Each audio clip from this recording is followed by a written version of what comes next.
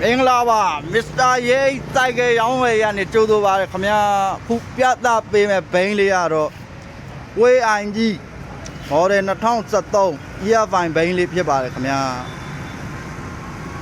ဝေါင်းလေးကတော့1ဘိန်းလေးပါ original stat မပါတဲ့ဘိန်းလေးပါ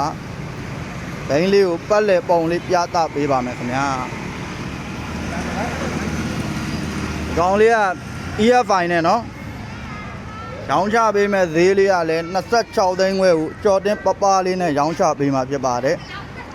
မန်လေးလိုင်စင်တက်တန်းကြံပါအောင်မယ်2026 10လပိုင်းမှာကုန်ပါပါဘိန်းလေးဘာမှမလိုပါဘူးလုံးဝလက်တင်စီးလေးပါဒီကောင်လေးကိုငွေသင်ရောအရစ်ကျစနစ်ပြောအရစ်ကျစနစ်ပြလဲလာရောက်ဝယ်ယူအားပေးနိုင်ပါတယ်ခင်ဗျာမန်လေးမြို့34လမ်းခွန်လေးခွန်5ကြား